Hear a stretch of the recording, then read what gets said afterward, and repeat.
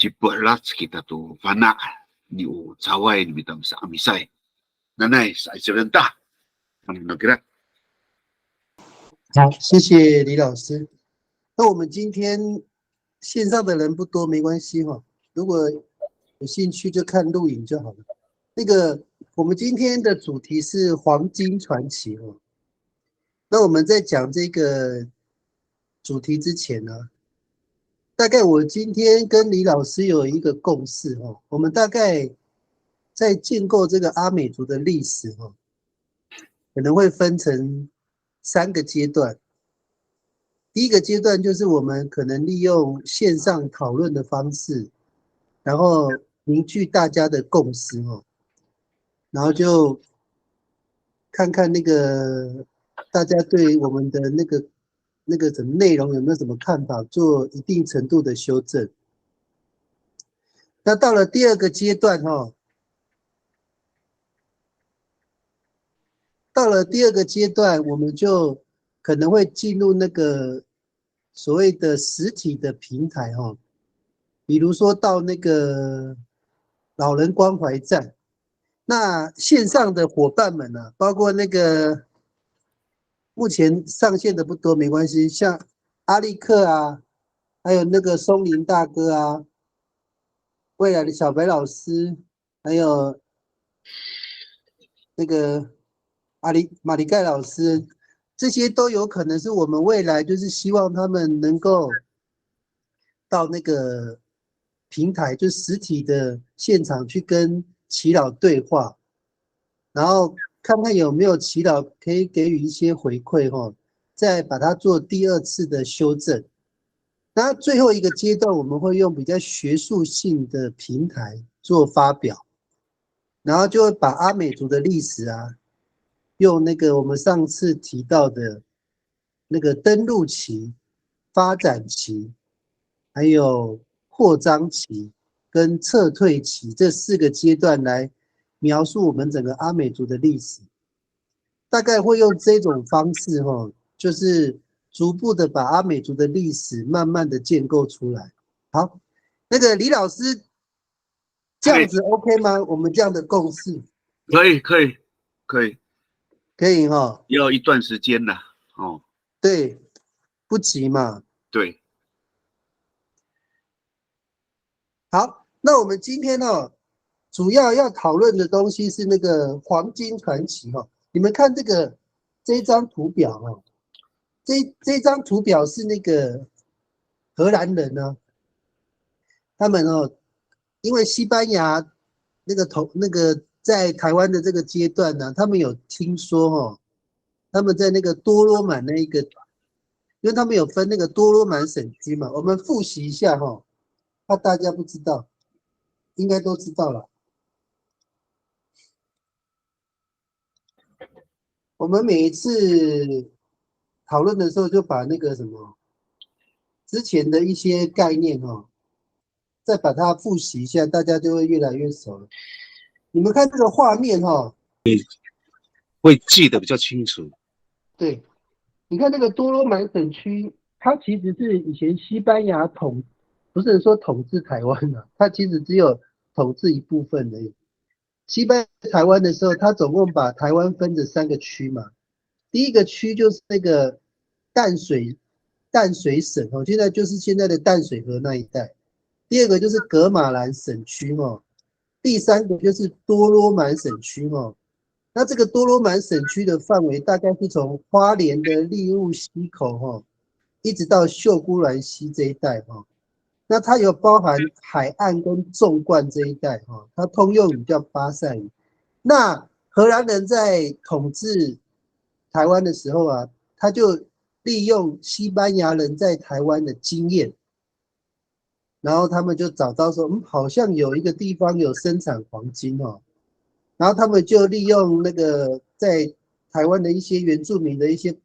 那个路径去找。那你们看到就是这一张图了，有没有这张图？你们有没有看出这个图有什么端倪？你们有没有看得出来？这个图有一个很特别的地方，就是说，我们之前不是有讲那个阿美族有所谓的登陆期、发展期，还有一个扩张期。你们有没有发现这个阶段是距今400多年前差不多400年左右。你看阿美族的大部分的部落都偏北，你看那个卑南一直到那个直伯兰就是我们的那个秀姑峦溪口啊，这一带的部落没有什么部落了。你看他直接从卑南直接就跳到直伯兰了，也就是说阿美族的那个发展它比较偏向哪里？比较偏往北发展我们用这个图，大家再来思考因为有时候这些图表多看几遍会比较能够有概念。你看我们的这个图登陆期是大概登陆的位置是差不多，就有平均分散在从卑南、长光、月眉到新城它整个的登陆的过程中蛮平均的。然后我们看到它到那个发展期的时候，阿美族其实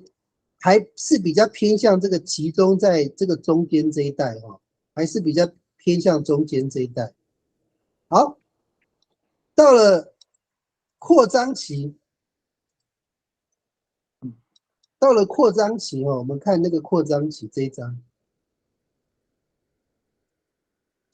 就发生一件事了。阿美族的扩张期，北部的偏北走，南部的偏南走那中间这一带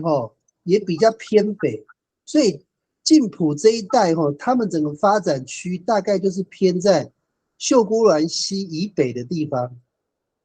然后从秀姑峦溪一直到卑南溪这一段，有点因为它往两边去做发展，所以它这边会呈现一个比较真空的状态因为阿美族都往北跟往南走了，所以留在花东一带的他们也比较偏秀姑峦溪以北这个区块这个从什么地方看得出来？你们看，我给你们看这个图它这个真的是可以验证我们之前讲的有那个扩张期。你们看这个图，有没有看得出来？这个图，这个是16世纪的时候阿美族的部落分布这个南边的不是阿美族的你看，我们看一下这个部落的分布图，你有没有发现这个区块很空？这个区块有点空，有没有？那阿美族的部落就从秀姑峦溪以北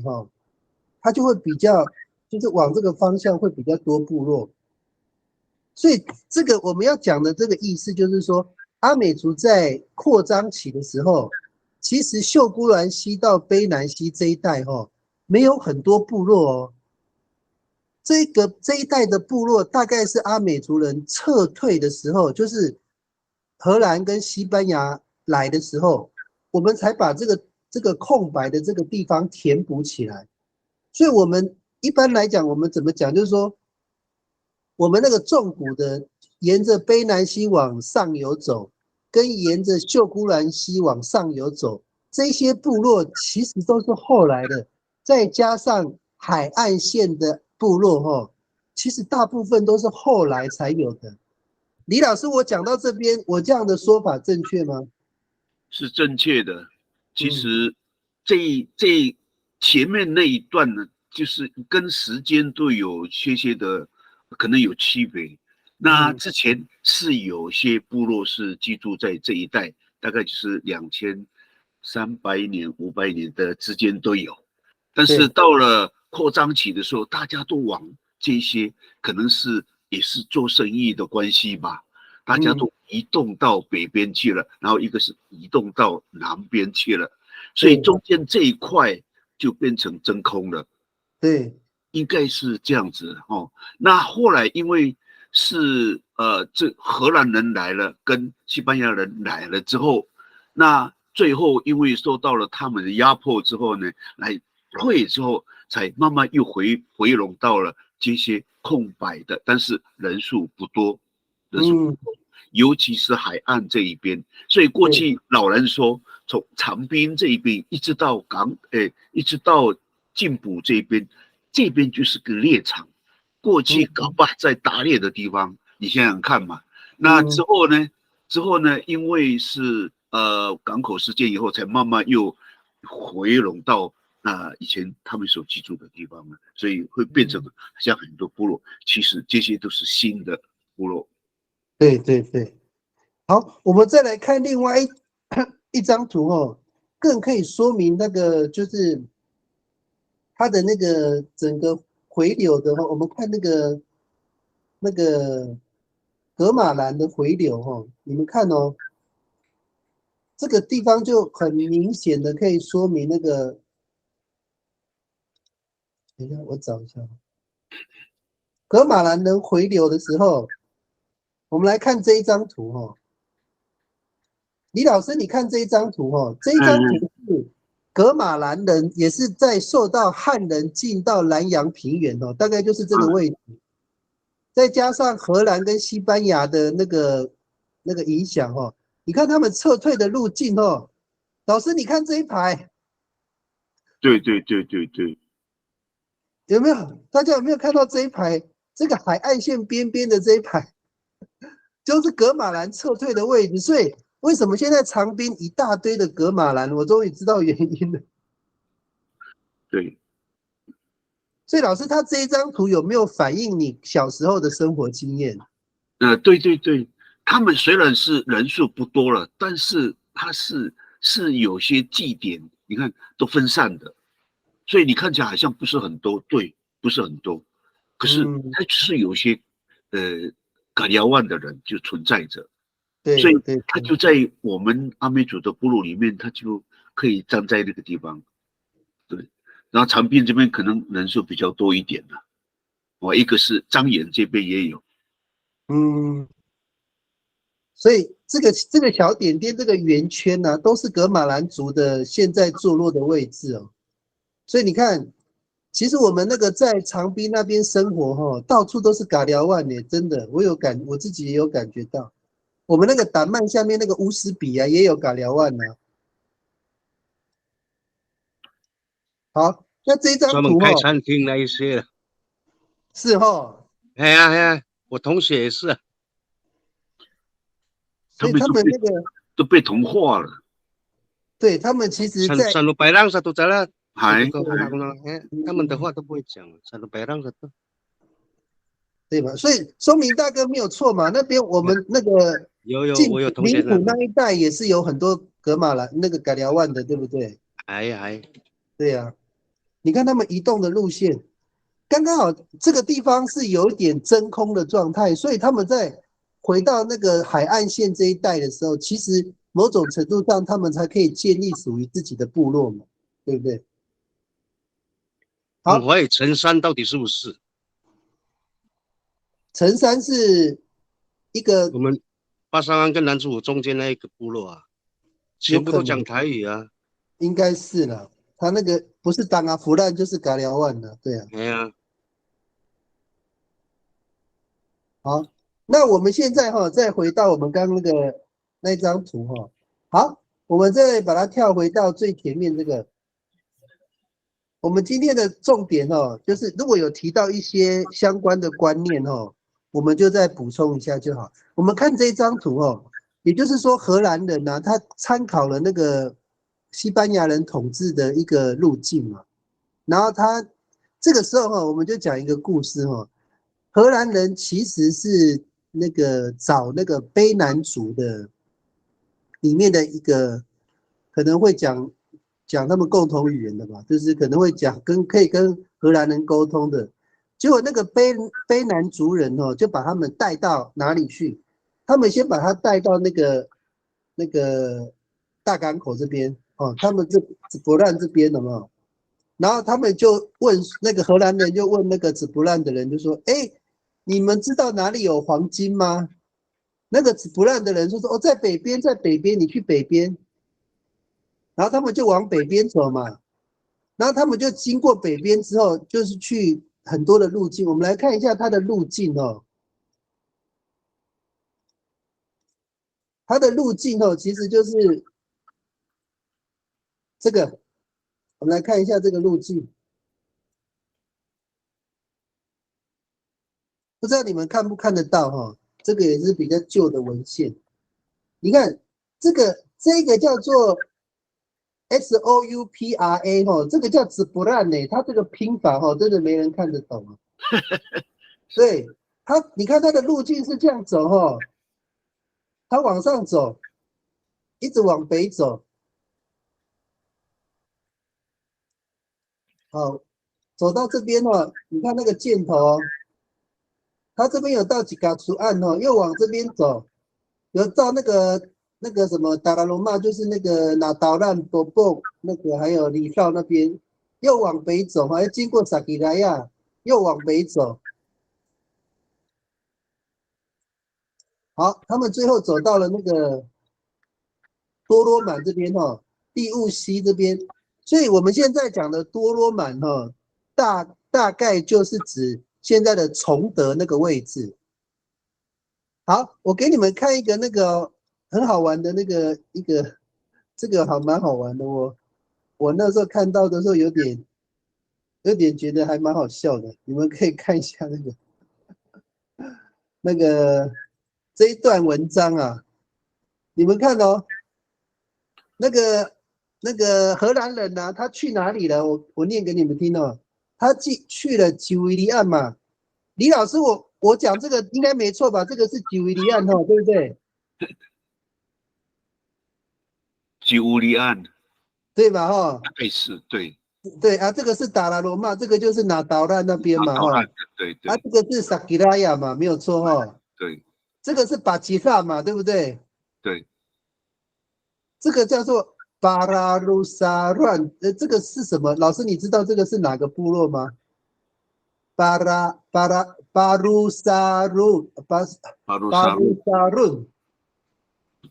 鲁沙论是哪里？可能有人知道哦。巴鲁沙论这个，他们有没有现场有人知道吗？有人知道吗？巴鲁沙论不知道，这个是应该这个部落已经不见了。好，再来他们又去了达巴弄，有没有？泰巴朗嘛。对，达巴弄。达巴弄。然后后来又去这个老爱，有人知道这个是哪里吗？老爱。李老师，你也不知道这个部落？我不知道，我不知道这个部落。对，那没关系，这个都是阿美族的部落。老外。老外哦。老外。一做过来了，一做。那个怎么念？那个哪古外是哪一个部落？老外哈，老外。没关系，我们等一下对一下那个图哦。好，我要给各位看的是这个很好玩哦。荷兰人看到这一群部落的人哦，他说他们是个好战的社民，而且他们的皮肤像西班牙人一样白。这个描述哦，李老师，我很好奇哦。他这个描述有没有那个，就是说，对于阿美族的描述是很贴近真实的感觉？你觉得有吗？以现在他目前所定的这些部族哈，就是阿美族嘛。对。对呀，不是北边这个那个泰雅族不是嘛？这边都没有泰雅族的社区啊。老师，我看这一句话的假设哦，因为那个荷兰人进来的时候是从台南进来嘛，他们大部分一开始看到的是西拉雅，就是或马卡道。对。那由此可知，他们对于西拉雅跟马卡道的印象应该是肤色偏暗，对不对？对。所以他们到北边的时候，遇到阿美族的时候，才会说：“哎，这个怎么皮肤跟我们西班牙人一样白？”我是觉得他应该有某种的对比，他才会有这种的念头，对不对啊？这个逻辑正确吗？对呀。因为我看到这一段的时候，我在想说，我自己把我的衣服发现，哎，我的肚子蛮白的啦。我们本来就白了。大概那个时候是冬天吧，比较没有晒到太阳啦。对了，我对于这个描述就是有点会心的一笑了。小白老师不知道有没有在线上？小白老师，那应该不是指的是我。好，这个红字我们再往下看它只有它经过这些部落他们有金矿跟银矿好玩的是它现在下面描述的这一大堆的部落啊，他们都没有穿金戴银只有它上面描述的这些基维利安、达拉鲁玛、萨吉拉亚、巴奇塔，还有达巴洛，还有另外2个不知道的他有看到这些人有穿金戴银然后他这边下面又说，据说这些村社很大，他们之间有一种交际语叫做巴塞语好，他这样的假设就间接验证了那个时候的基维利安、巴吉塔、萨吉拉亚、达巴隆这些的社，他们有一种共通的语言叫做巴塞语。那我很好奇啊，李老师，我想请问你阿美族有没有曾经一个跨部落的共通语言叫巴塞语？他有学过第2种语言吗？这个问题我可以回答吗？好像没有，有吗？有吗？是这样子因为你现在讲的这个分布路线在你刚刚讲的就是16世纪，其实荷兰西河时期应该是在17世纪然后呢，那整个海岸线当时有一个叫做萨纳塞，所以你可以发现到这个都是跟那个海岸线有关系的。然后呢，现在有一个地方叫港尾鼻，它分布就是现在的那个美伦港的那个前面的地方，然后一直分布到丰港，然后在这些礼物交换带的在哪里？丰港在哪里？在屏东的丰港，然后他们在那个时间点都在做交换所以那个比较通用的语是八仔语这八仔语是从台北下来的，对所以你现在讲的这个路线，在当时我们都把它定义为这个原住民族，就是东海岸的环东岸的萨拉塞礼物交换带。但是这个萨拉塞在中央研究院因为比较少人去研究它，他就把它认为是一个传说圈事实上在那个17世纪的时候，因为我们跟达悟族之间没有这个经济上的交流所以也有另外的学者认为说，它这萨拉塞礼物交换带，然后跟中央研究院所提的那个传说圈，就在定义上面会有差别那这整条路线就是在经商的时候，我们知道就是说，它采用的就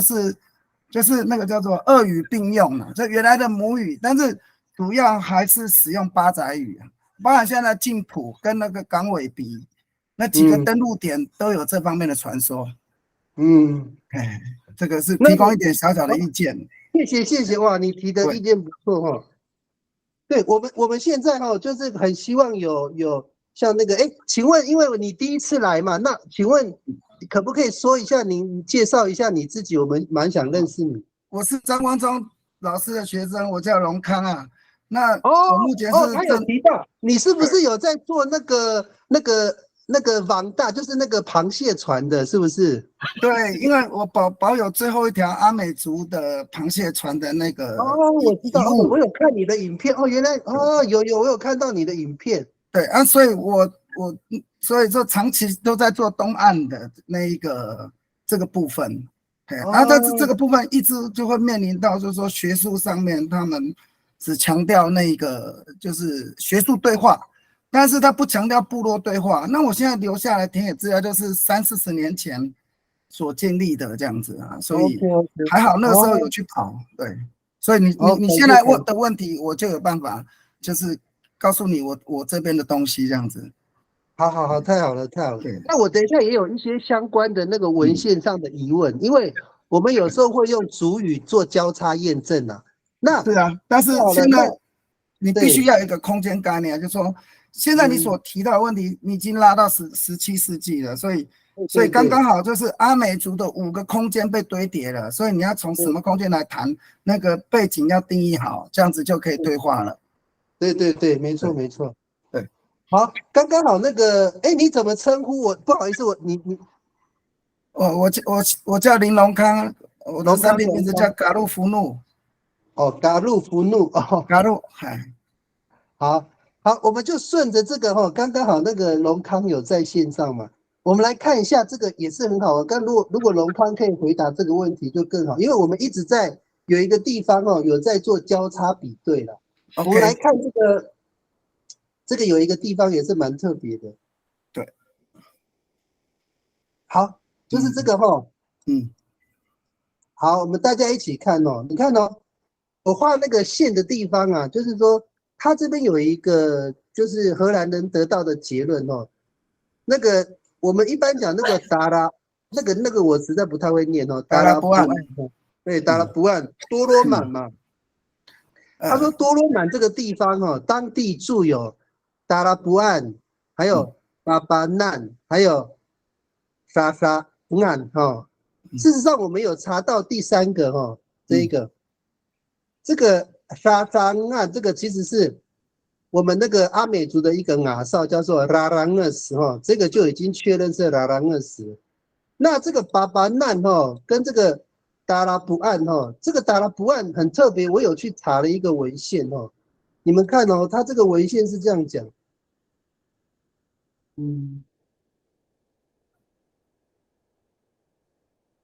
等我一下，那个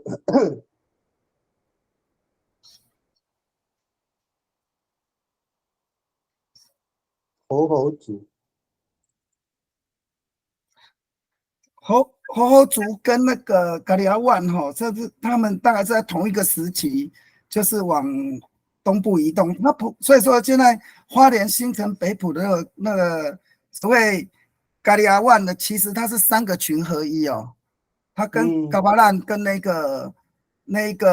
巴塞跟猴他们是3个一起过来的，所以我们刚讲的嘎利亚万是3群合一这样子。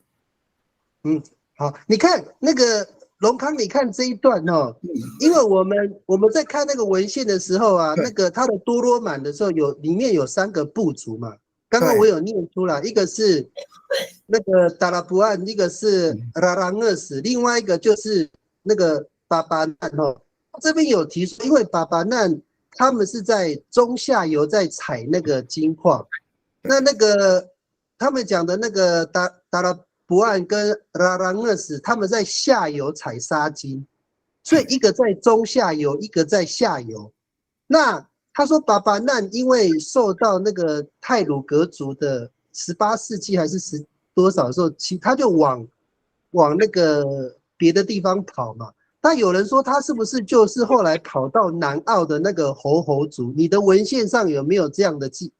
印象？这边的资料，这个在我那时候30多年前写硕士的时候是说，在你现在讲这个时间点哈，它有好几个群呐，那最主要是八仔群在那边潜水，还有就是当时的花莲方式就是番人求水采金呢，金如豆，然后后来是因为文面番进来之后呢，因为这个产金的问题，还有荷兰人的介入，所以才发生了奇莱平原战争。所以你现在讲这个地方，这个名称定有可能是来自于嘎利亚万，因为其实他讲的巴塞其实就是嘎利亚万，因为那时候嘎利亚万它不是单一的族群啊，它是3个族群，所以这个名称就会就是会指向就是那个龙康，不好意思，你帮我们解释一下。嘎寮万有3个族群，是哪3个族群？第一个就是巴塞就是现在讲的凯达格兰族，然后第二个呢，就是在这个基隆河上游的这个那个应该是果果啦，那是因为闽南语变吼，讲那些变吼族，吼族后来就迁到现在的礁溪，还有那个嘉义湾平原的一个马赛的一个附近。所以他们那个时候，因为奇莱平原是已经就是一个，就是说，反正就是说港域的地区就是比较复杂，那族群在那个地方有一些冲突，就有一些交流啊。那时候他在往来这个跟东岸之间的这种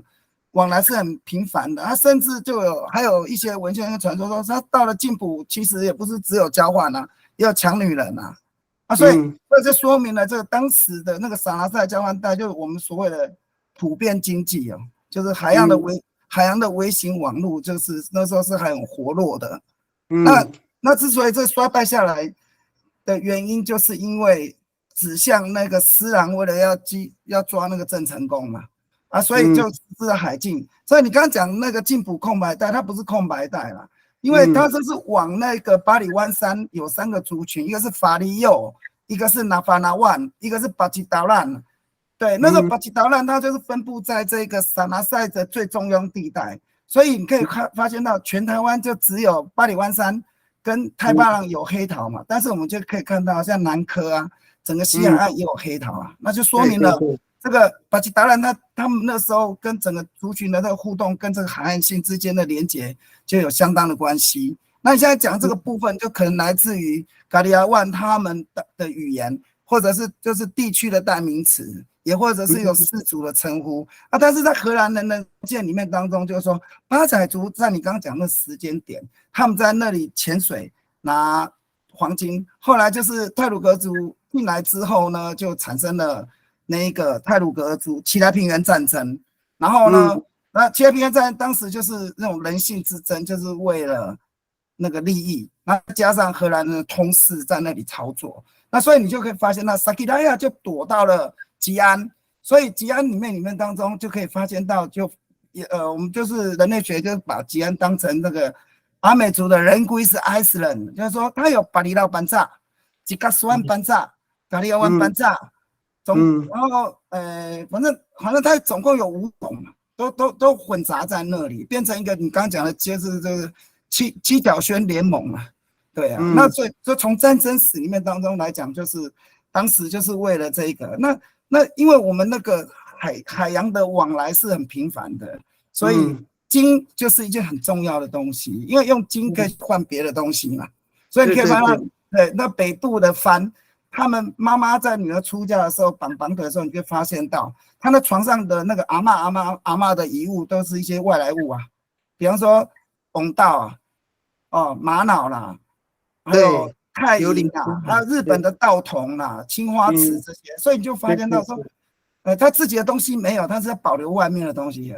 那这个东西就是来自于那个撒拿塞的这个部分，那这个部分就是在中央研究院是一个空白位置啊。对，那你现在讲的这个就是可能是来自于巴仔族的那个代名词这样子。我懂你的意思。OK， 对，所以他那个时候对那个多罗满分成3个部族，他说这3个部族有可能说3种语言，你怎么看？是3种语言吗？还是纯粹只是3个部族？当时奇莱平原的原住民都会说2到3种语言的，因为他要交换。对，尤其是巴仔语，反而在海岸线变主要语言。对，这边文献说冈尾鼻他不讲阿美语，他讲巴仔语啊。然后那个金普沙丹也是讲巴仔语。对，所以你刚刚讲的文献是对的，因为它是顺着撒拿塞的这个流动，然后把这个语言，甚至把基因就带入到阿美族的社会里面去了。这样子。对，我很好奇，现场有没有对那个，因为那个他那个龙康，我不好意思，你的龙康，对，有没有？龙康难得上来，大家有问题可以问哦。因为龙康这样一讲，我就觉得他的那个学术的那个底子很够，大家借着这个时间可以大家来询问一下。松林大哥，你有没有什么想问的？因为他应该了解的更深更多。松林大哥，你有没有想问的？我们可以把步调放慢一点哦，因为照他的说法因为我们之前的假设是，因为我们用语言学的角度在看那个巴塞语跟阿美语嘛，事实上我们有针对巴塞语的语言做语料的分析，我们也用部落耆老去看他们每个字啊，它的相似度大概到80%左右啊。那我们其实在怀疑所谓的巴塞语并不是巴塞语，因为对不起，应该是说那个西班牙、荷兰时期并没有阿美族这3个称呼嘛。龙康，我这样讲对吗？但是清代的文献是有的所以基本上语言是随着那个就是地域的流动它流动是带着基因、语言，然后宗教总共就传输7样东西啦，物质文化所以语言就会跟着你族群流动而流动。那各族群就会就会产生了那个介词的现象啊，这个也是有可能的。对对对对对，所以如果我们有一个比较大的假设啦，就是说，当时候所谓的巴塞语其实是阿美族的日常用语，它并没有讲第二种的交换语言，这个有可能吗？是有可能，但是我告诉你现在沿用巴塞语，你可以发现到查得到字根的不要比对几个词的都是在沿岸啊。但台九线那边的话，你就会发现到就比较远，然后跟那个海岸线的部分跟巴塞语就比较近，那就说明了一件事情，就是说他们就是在这个地区的人跟他过去有接触嘛。对，那阿美语本来就是有经常性的采借的现象，所以最好不要就是说在语言上面有那个地域之间把它弄在一起，否则的话会面对中央研究院语言研究所的强烈的那个学术对抗。但这个假设是可以成立的，但是你可能就说，我们从海岸线的某哪些句，我们来做比对之后，发现到这个现象你不要通盘一说的话，他就会用地域的问题来砍你了。对对对，没有错没有错，对对。谢谢这个其实是我也是很好奇的地方。那个李老师，你有没有什么问题？因为那个龙康难得在线上因为我们平常讨论挖了那么多资料，其实我们本身也不是历史相关学系毕业的。那李老师，你有没有什么特别的问题想问他？龙康，我有一个问题啊，刚才你说过了可能是巴塞语，然后到了海岸这一边的这些话，然后变成为共通的语言。但是当时所谓的现在的所谓现在的阿美族，是不是过去也有他自己的语言？阿美族的语言可以分成3个层次，第一个叫中心母语群，也就是说你的祖先是来自于巴里万山的，那个在人类学里面就定义为中心母语群。那再来就往南往北就变成叫做衍生母语群这样子。那这个衍生母语群的意思就是说，你妈妈阿美族，你爸爸别的族加在一起的阿美族，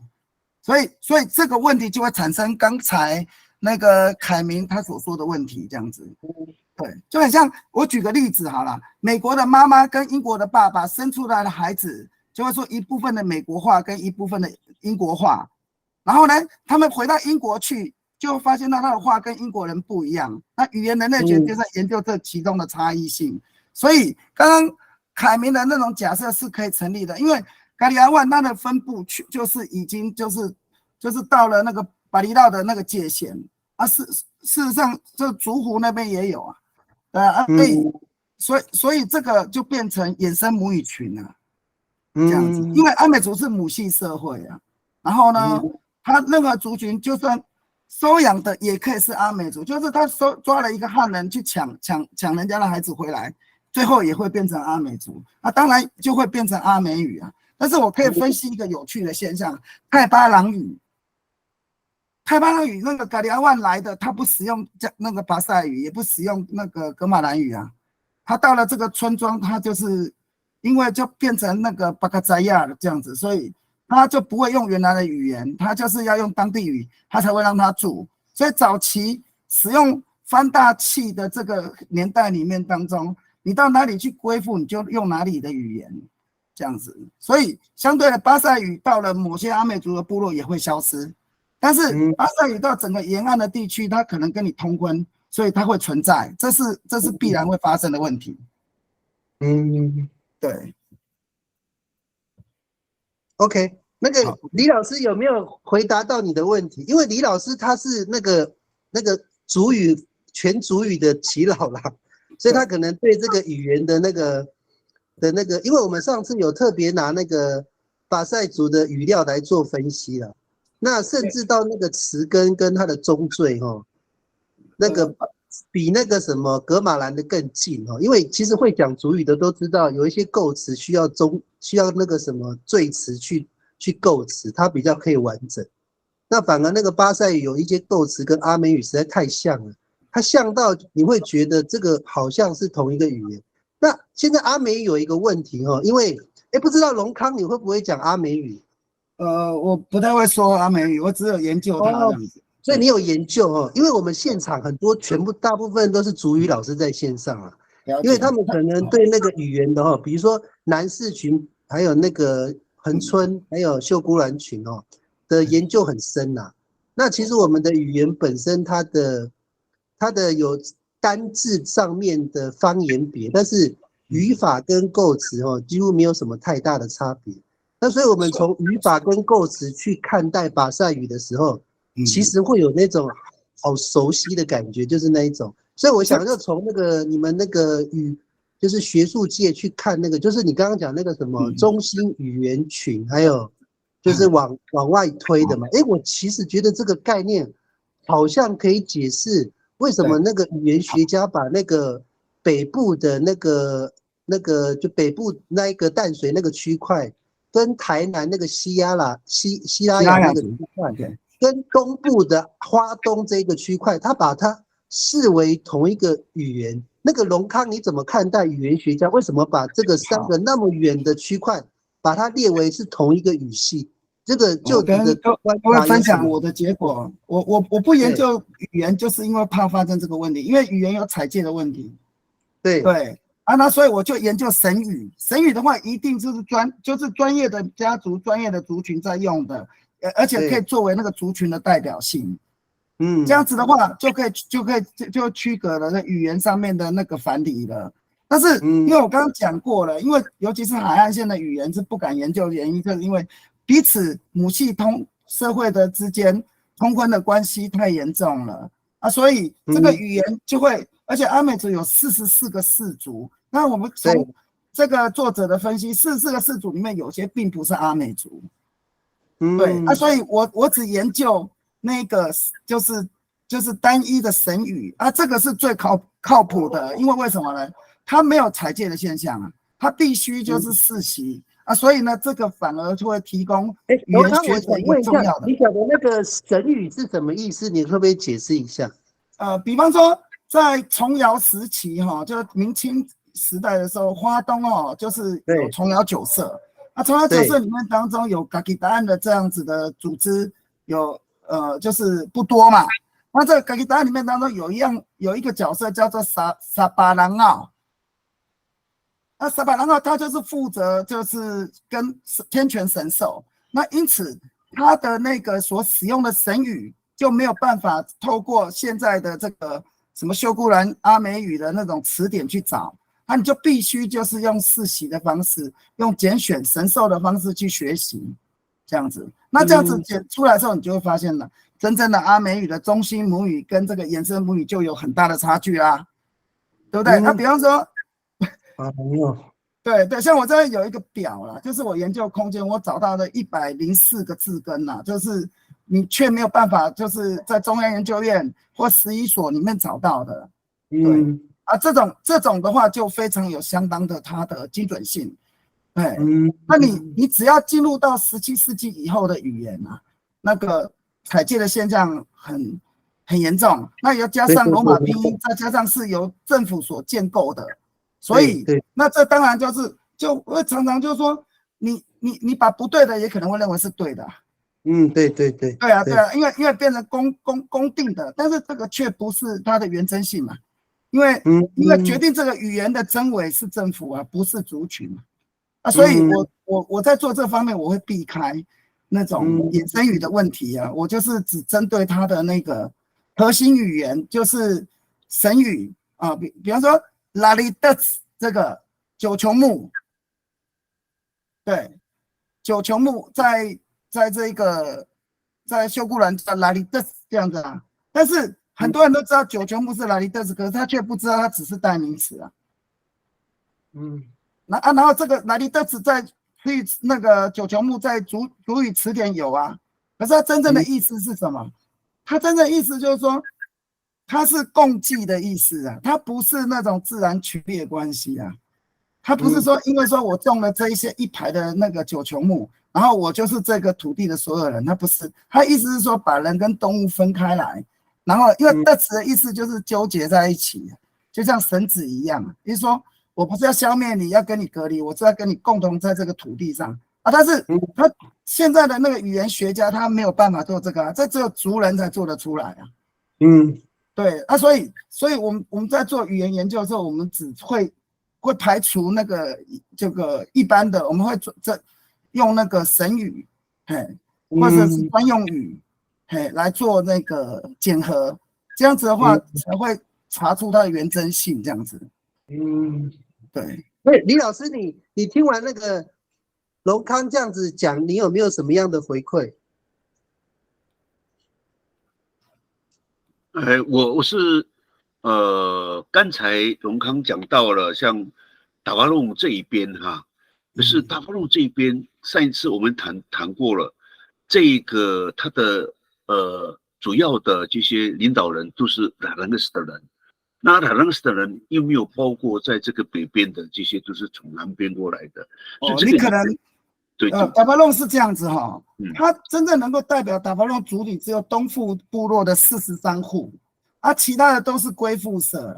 那个就是卡基答案。然后你可能问到的，就是说他可能是从像东富部落也有巴里闹的对，他的祖先是早期就来的，然后你可能也问到了，就是那个他反正只要是西富村跟南富村，他们都是有写番大器。所以他们在太巴朗角色是佃农嘛，对，那就是看你要问到谁才会知道说太巴朗核心的那种那个氏族关系这样子，对。那太巴朗这边是不是可能用巴厘岛的这语言作为它的主要的不可能方式？巴厘岛是这样子，太巴朗的巴厘岛它是最早进来的，因为太巴朗有一个遗址叫萨萨盖。萨萨盖的那个出土的遗物，我把它比对，就跟台南以南恒春以北的那个西拉雅族的家屋是一致的所以在萨萨盖那个地方有一个广场叫做嘎布隆岸，我们大家都懂阿美语，岸的意思就是有一些在那个地方集合的空地嘛，现在变广场的代名词。但是这句话在这个萨萨盖的意思就是说，曾经有一些来自嘎布隆的这些人在那里干嘛呢？他盖了这个锚顶矮檐石板屋，这个石板屋就是西拉雅族的传统建筑物巴达鲁玛的意思，他不是盖房子，他们是在那个地方做通婚嘛，所以巴达鲁玛还有另外的意思，就是繁衍子孙跟结婚生子的意思。那换句话说，也就是有一些来自于恒春的这些族人，他们可能是西拉雅族。然后他们来这个地方通婚，然后他把附近的河川的那个旧河床的那个石板就移到萨萨盖去盖的那个房子最后面就成为东富村的一份子，这样子。所以小白老师，等一下，小白老师你有没有在线上？小白老师你有在吗？你这个很重要哦。今天小白老师刚好有。他不是，他分布了。我等一下还要再分享一个问题，他不是就是说从那个地方到了满洲，再从满洲到电光，然后到了那个德高，然后池上，然后再到现在的长梁，再到现在东昌，到达基里，又被文面藩打回来，打到现在的东昌。他其实太巴朗的东富部落还有一些先期的移民，而且很早期就到了太巴朗的核心的那个氏族关系去了。对，然后我现在要讲就是说，那马兰的那个满洲的阿美族，他们的祖先，我们去田野调查又发现另外一个事实，他就跟李来旺讲的是从台南来的他从一个咖喱金的意思就是闽南语的卡金，快一点的意思。他是从安平跟鹿耳门这个地方，然后到了这一个满洲，到了满洲之后然后呢就变斯卡罗嘛，然后就沿着海岸线又跑到那个马兰，就变成马兰的阿美族。然后呢，现在很好玩，他到了奇莱平原的时候，他本来叫沙西拉雅，但是呢，因为我们这个是第三人称嘛，所以可能发音的人就把它变成沙基拉雅。对，所以沙基拉雅基本上按照李来旺的说法，就应该是从台南来的。他是什么族我们不知道，但是他们跟巴厘岛之间有关系，然后呢又跟现在的沙西拉雅萨基拉雅也有关系，但是他们几乎都是跟阿美族有变成混合了，变成一个族的关系这样子。但是这就会造成语言会有关系。对。巴厘岛这一边就是达里萨干跟拉兰厄斯应该是有关系呀。就是台南的那2个位置，对吧？就是现在是你那个是这个意思嘛，对不对？但是那个我想问你哈，那个达里萨干跟刚刚你讲的那个什么大武龙社有没有什么关系？那个我跟你讲哈，那你看看他们家叫自己斯卡罗，对不对？其实他跟那个萨西拉雅跟这个马卡道他们之间就有联盟的关系啊。对不对？对，所以他们在联盟以后又往北方迁的话，那这样子语言就会也有关系啦。所以对，所以这个就被认为是衍生母语群。你讲的衍生母语群就是这个概念，是这样来的。对，那核心语言，所以你必须就是从奇美、泰巴朗、富源还有哪里，总共他就是那个李仁轨他们就是抓出来。就是你要早期你要在光复前，日本实际之后，那个中间点去田野调查才会更精准。富源就是那个巴基纳了嘛，富源。富源早期是那个泰巴朗奇美过去的，巴基纳的氏族啊。没有，那是后来。那最早的富源的语言是被认定是在那个中心母语群。最早现在就没有了，对啊。巴里湾的氏族是什么？巴里湾的氏族，他们有7大氏族嘛，但是这个7大氏族里面比较久远的其实是巴吉达尔这样子啊。巴吉达尔它原来的位置就是在现在的猫公溪的遗址，在这个遗址下方有4条独木舟的航道，然后呢，在面对那个猫公溪上方海拔756的那个位置，还有一个独木舟的灯火塔所以巴吉达尔在萨那塞是居中的位置，他负责就是远航负责远航把那个我们的支亚干的玉石文化跟这一个黑陶文化形成的海上玉露跟陶露，就是他们的祖先所留下来的。所以我们就发现日本的九州。那请问一下，那个龙康讲这个好精彩哦。龙康，你刚刚讲那个巴吉塔是负责是运送，就是那个刘一昌教授讲的南岛玉露，这个巴吉塔是主要是远洋的，是这个马绍是不是？他们留下的渔团有3个结构了，第一个就是首领船就是捕鲸的。所以我们就发现到香兰有抓到3个鱼钩嘛，然后呢，我们去做阿美族深山调查，就发现他们很多赭石就是炼铁用的。然后呢，他们有发现了3个遗址，我们都不公开，叫法利幼遗址、纳法拉万遗址跟萨那塞遗址。就说很早期他们住在地理夹缝，在那边炼陶炼铁，然后呢，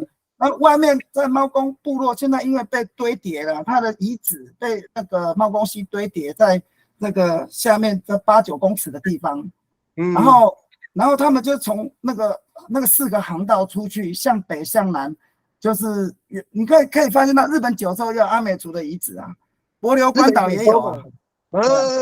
对，然后到很多海外地区，还有那 Okinawa 也有阿美族的遗址就发现到，对不对？对，然后甚至连纽西兰他认为说他们是阿美族嘛，对。纽西兰的人问我说：“你们海神有几个？”我说：“16个。”他说：“到了纽西兰，因为他们跟那个麦克罗尼西亚还是什么语系的通婚了，他们剩8个，而且8个还长了翅膀。那就说明了那个萨那塞，他们是没有办法让中央研究院去想象的，它分布的是非常广的。所以换句话说，阿美族它根本就不需要国家主义在当时的阿美族，它就是民族主义对，而且是种海洋经济的一个主体这样子。那个龙康，你讲的真的很精彩，你可不可以讲一下你所谓那4个航道，可不可以跟我们介绍一下？这个4个航道在2021年，因为我30几年前的时候，我跟那个张国璋老师跟我爸爸去做那个独木舟研究的时候，就已经知道了。然后它都是由火山岩堆叠的，因为抓鲸鱼。因为我们那个东海岸有4个鲸鱼场嘛，那这4个鲸鱼场是被日本人搞掉了，因为我们捕鲸，我们不是不是格杀勿论嘛，我们是说它多的我们来跟你分享，但是不是啊？日本人就格杀勿论，所以现在隔了100年才发现到蓝鲸跟那个抹香鲸才敢回来，因为那个生物有记忆性，他知道说到那里会被干掉，所以他就不来了。然后呢，我们就因为那种船呢，就是独木舟下面有一个板子，是让你不能拉翻的这样子。对，所以我就把那条船做出来。对，那个船就是要面对就是捕鲸，还有就是我们那个海岸的部落有一个风俗，看到梅花鹿下来之后，他们就开始焚村嘛。焚村，因为传递一种肺部的疾病，所以他们就海上把独木舟连结啊，但是无奈清代人来，他们所以他有什么清兵事件、港口事件啊，他们最重要是把这个蛟龙工具烧掉啊，然后就是所以说我们在400年前跟南岛之间的联系就断了嘛。对，那你会发现到独木舟的基因，你看到越东越现代，然后越北呢就越原始。但是原始到帛琉、关岛跟菲律宾，但是台湾却空白，那就说明了有一个时间点，阿美族的人突然不用了这个船啊。对，原因大家都知道嘛，就是殖民，就是那个战争冲突，就是福佬人进来了。龙康，我就问你哈，那这个什么去了？纽西兰这一边哈，他们说是台湾是他们的祖先，但是在这个洋流的情况之下是往北走的嘛？那在台湾这边是怎么流到纽西兰这边？他们是逆风都可以前进。他们就用一个三角网就可以了。这样我给你让老师你知道我的意思。我问一下，就是说我们以前的那个螃蟹船，它有逆风航行的技术就对了。有逆风，我实验有成功啊，我只要之字形，它还是会前进。对，你用立字形的是不是？调整嘛，那个帆要调整。我跟大家一个观念，我们那个帆也不怎么帆，我们大家把记忆回到我们去抓捕捞嘛。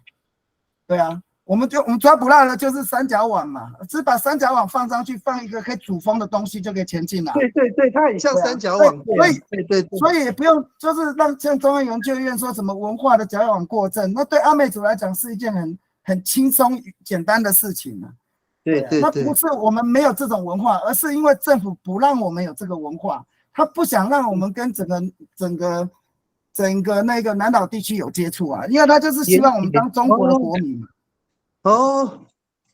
对，简单的讲，这是简单的讲，因为那牵扯得很复杂啊，就是所以你可以发现它教科书也很奇怪啊。对啊，像那个我就题外话了，比方说太鲁阁族它是从南投来的，不是啊？太鲁阁族他们研究说他们是从台南东山乡来的，所以说有时候政府他的那些文献就是说，因为这个文献是政府写的人领政府的钱，他不会站在原住民的立场，他希望你当中国人，而不是当南岛民族嘛。所以我的东西在中央研究院或者是说台大那政大的部分就很反弹啊，因为政大有一点泛绿化了这样子。所以他就问我说我什么党，我就说我是墙头党，对啊，不敢跟他讲说我的政治关系，不然我就会被当掉啊这样子。对啊，所以你真的很厉害，我很想问你说你在造这个船的你的依据跟你的来源，你是怎么参考呢？你是参考南岛的文献还是台湾的？不是，当时去做这个东西是我爸爸在练船，然后我们就因此因为我的祖先留下一本片假名手抄本，对，1912年的，然后里面都在讲那个奇怪，开巴朗部落怎么会都写那航海的事情在里面这样子。后来我发现到原来开巴朗核心氏族就是撒纳塞氏族，他是从圣山就我刚刚讲的那个发源地那个地方过来的，所以叫做中心母语群。然后就简单的手抄本里面有2个断绝字。就说日本文部省在1945年以前就已经发布，就不再使用了。那换句话说，写的人是我曾祖父嘛，他就外曾祖父，他就是据闻那是1912年写的，所以它的真实性就很高。那另外就是说，它里面有8个自创字是经过那个所谓他们什么番童教育委员会认定的，所以这样子看起来就是说河野喜六在1913年在那个日本东京人类学刊去发布的太巴朗研究的部分就是包含马渊东一啊、佐山隆吉，还有前体会人都是抄这一本的这样子。对啊，所以我等于拿到正本，他们拿走了副本。但我讲到他们没办法翻译的问题，就是因为那里面有很多的神语，所以这必须就是要本族人才有办法处理的事情啊。对啊，然后这就变题外话了。船也是从里面的他的描述去做出来的吗？里面的船给我的线索是，它有第一个就是多神重提信仰，它有16个海神啊。然后第二个呢，那里面有很多歌，有一个乡音合唱团，他们因为是笃信天主教，所以在当时是禁歌啦。是最近他们才在世界南岛民族中心把这14条唱出来了，就说等于祖先从那个资本溪北岸漂流过来，然后种了9球木，然后在那边发展物质文化，那兄妹通婚等等这一类的这种口述的歌谣。然后呢，再来就是说，它整个独木舟的形体是我当时就是做到现在的长滨啊。对，然后就是访问了就是4代，就是有3代以上从事渔猎的那个老人家，然后再加上就是说，我们现在持有的就是那个你讲的螃蟹船嘛，对，然后对，那再加上就你讲的，我们跟嘎达格兰之间有过往来，然后等等的这样子，就慢慢的就把它做出来，但是我花了30年才做出来。哇，对，然后做这条船有一个难度啊，做这条船是很简单啊，但是就包含就是引以为傲的东昌，他们的独木舟是会沉的，只有我这条船它是不会沉的，因为我不用一根铁钉，然后我就是用老人家那种提炼树脂跟提炼碳粉的方法，对，然后所以说换句话说，这条船是阿美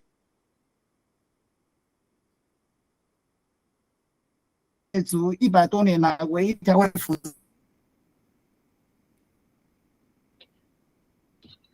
在水上的。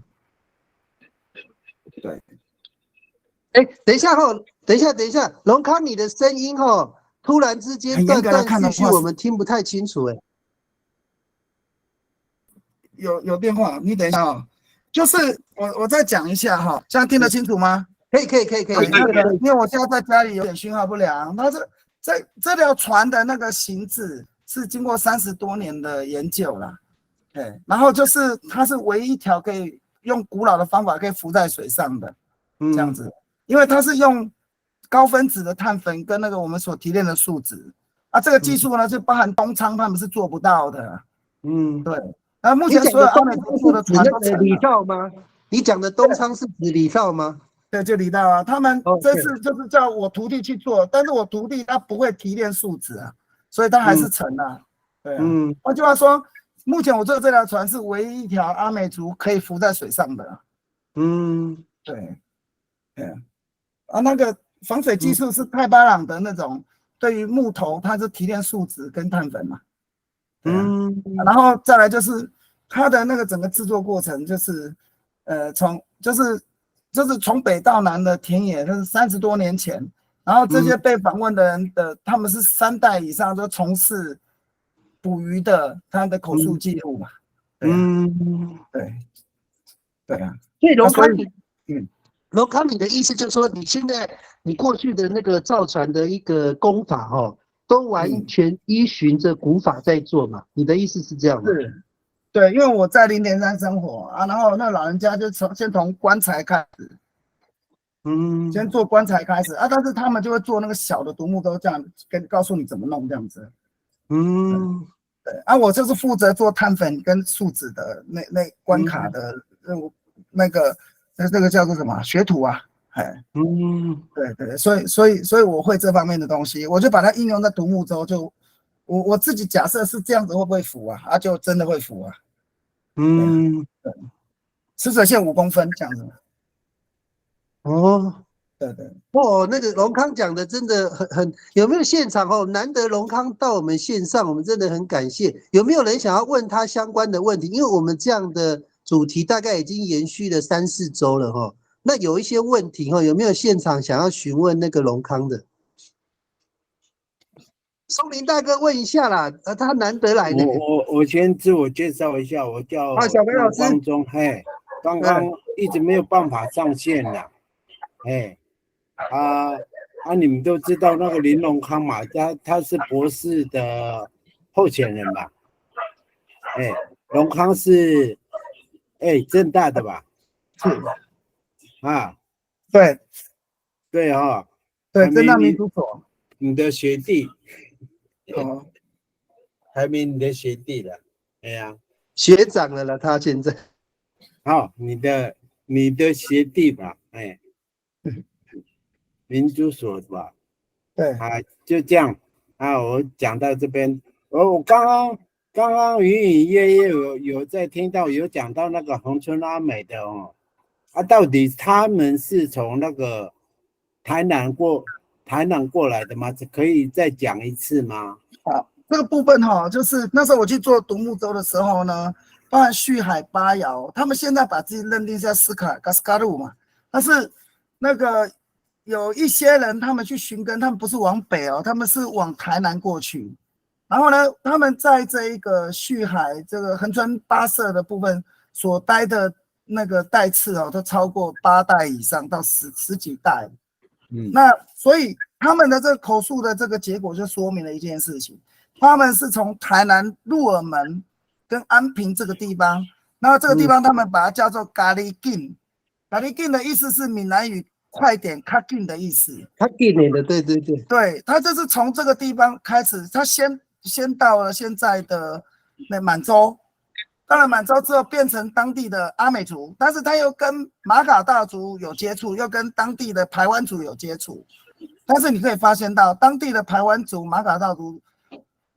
还有一部分的卑南族，还有一部分的那个巴丹族，就是从巴丹岛来的，他不是兰屿的达悟族他们是同时间是一个人一部分登陆到兰屿，一部分登陆到恒春半岛，所以他们合并成一个联盟，叫做嘎斯卡鲁这样子。斯卡罗嘛。对，斯卡罗对，然后所以他们现在也不认为说他们是恒春阿美族，但是他们的祖先呢，可能因为战乱、海鸥号事件，还有这个牡丹社事件等等，还有罗大村事件，然后呢就是几度的大迁徙。然后我们就往北走的时候就遇到了卑南族，所以他们会走海线，然后呢，他们走到了池上、关山、电光、德高，就变成现在的池上阿美族，然后到了玉里的长梁，变成花莲玉里的阿美族，然后呢，一直到这个奇来平原到奇来平原，那有一部分留在太巴朗的那个东富部落然后呢，然后一直到那个秀林的崇德，后来被文面藩打掉，又回到吉安变成一个联盟，然后他们的分布就是这样子，所以他们当时就是采用最原始的工具，就是独木舟，这是没有问题，因为你可以从那个池上，还有马兰，还有满洲。还有那个东昌他还有留了一个应该是910年的那个独木舟，因为国分直一是做完的，隔了60年我去研究，现在跟60年前又隔了将近20年了，所以应该是就是900年的历史了，所以这是独木舟，还有萨拿赛这个关系就。关系到现在这个恒春阿美它的过去、现在跟未来，对。那换句话说，恒春阿美所移动的路线就是萨拉塞的路线，再换句话说，这个路线就是400年前的蓝色公路但是政府不能面对的是说，这个蓝色公路是因为国家主义介入之后，它所以断裂的这样子。蓝色公路是不是就指的是黑潮？有人讲黑潮，但是单数间不认为啊。对啊，所以我们就把它变成萨拉塞的礼物交换带这样子。那个小白老师可能他最想知道的可能是达里萨干呐，你那边有没有达里萨干跟台南的连结的资料？很近。是有吗？有没有那个达里萨干的从台南那边相关的文献？对啊，你那边有吗？我没有要去旭海问潘文宪那个家族，那个头目的家族，他们就是从那边过来的。对。然后满洲有一些家族可以问这样子的。对。而且现在他们都用闽南语，所以他们就把那个地方用闽南语做代名词。它原来的古南岛语其实是可以查得出来。对啊。对。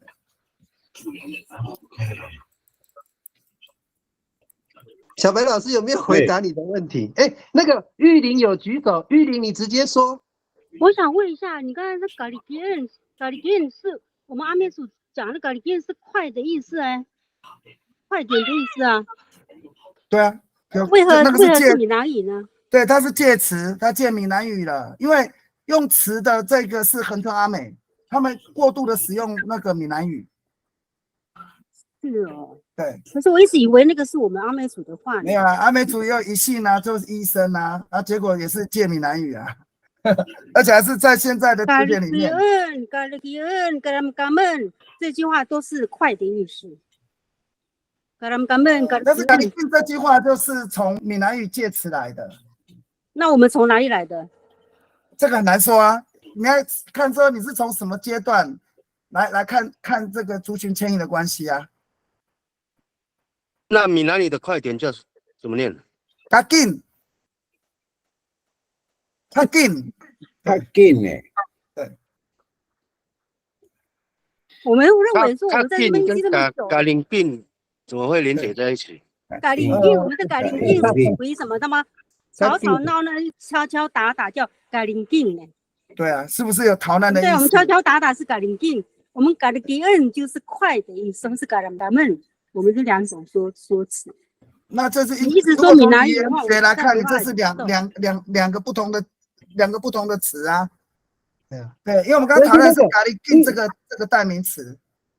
那个玉林老师他讲的是恒春系统会常借词，这个很正常啦，这个其实蛮正常的。对啊，而且我们只讨论单词，没有讨论其他的衍生语啊。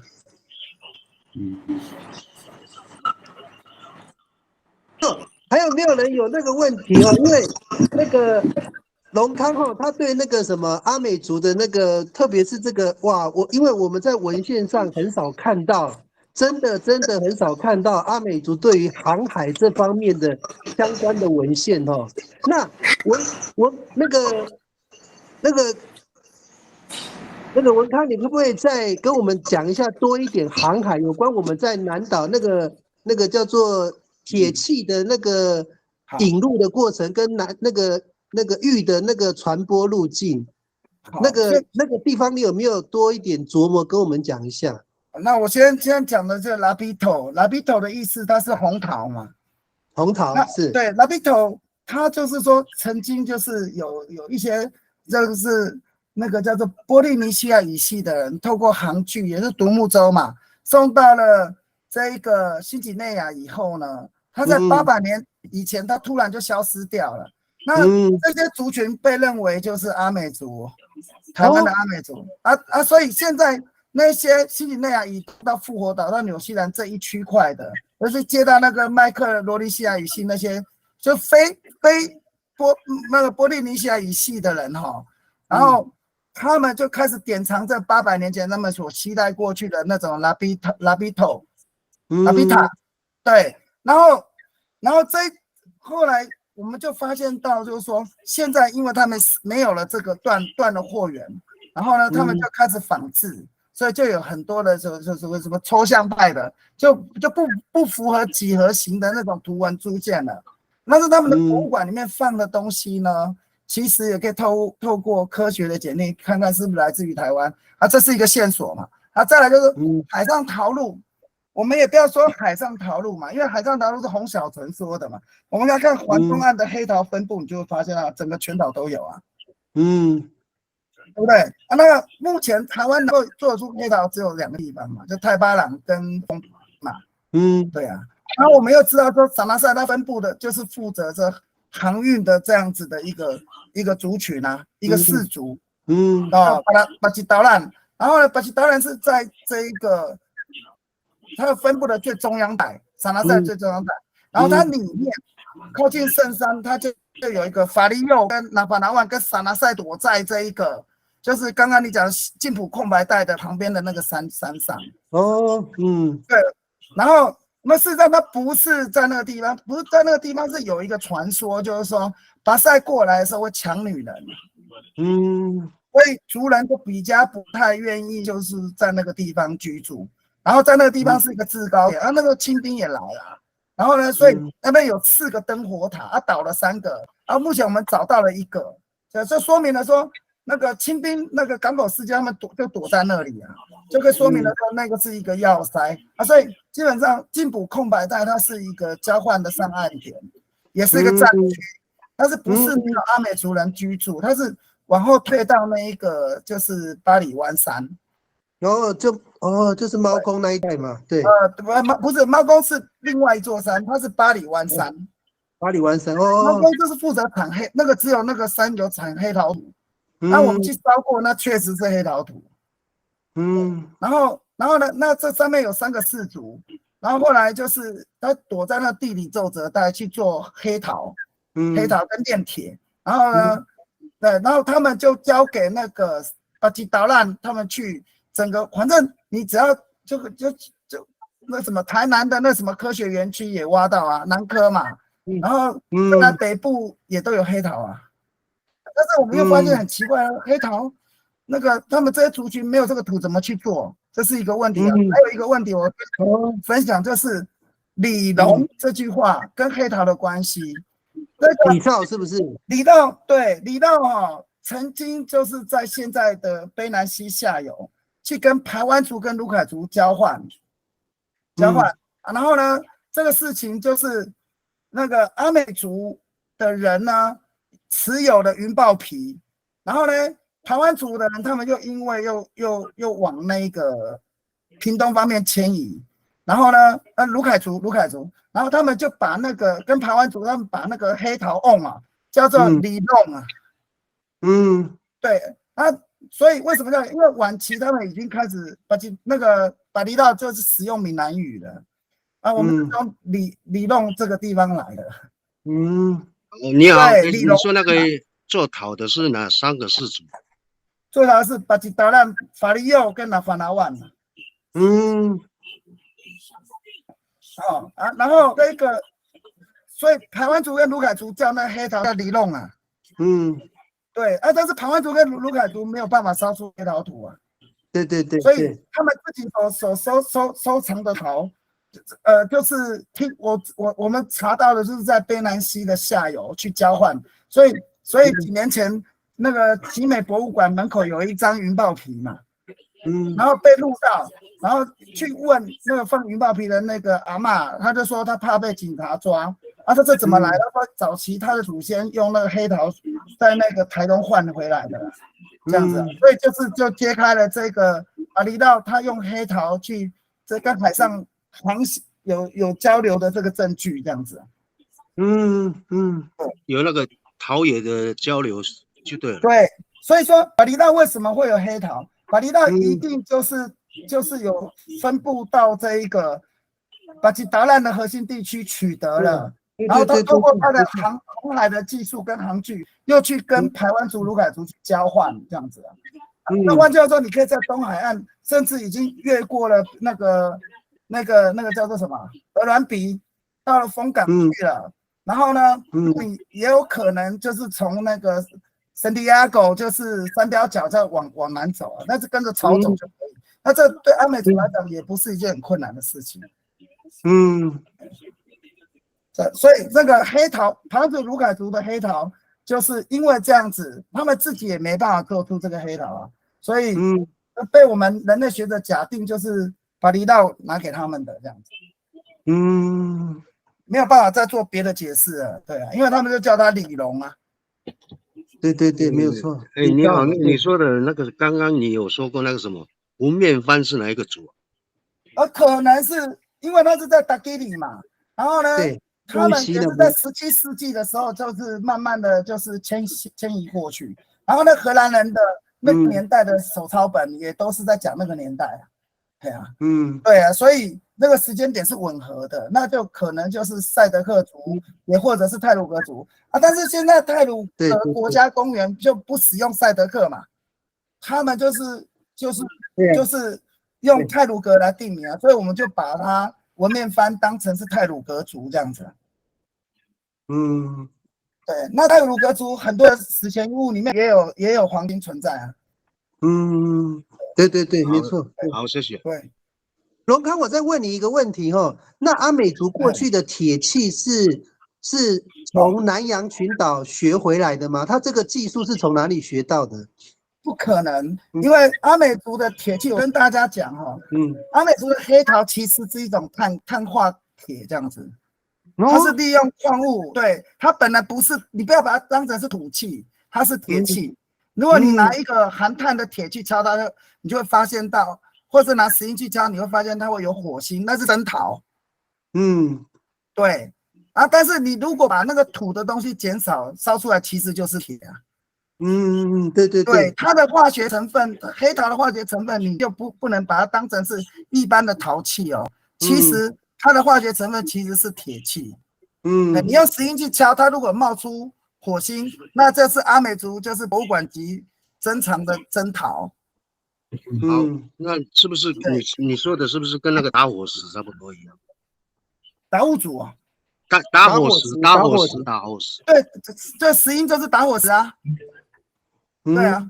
就是了嘛哈。就是了嘛啊，所以换句话说，当时的阿美族能够烧出黑陶，当然你就有办法做出铁器。所以你看它那鱼标有没有？你看它那鱼标，它不是现在的那个铁哦，它那个铁生锈之后变成咖啡粉嘛。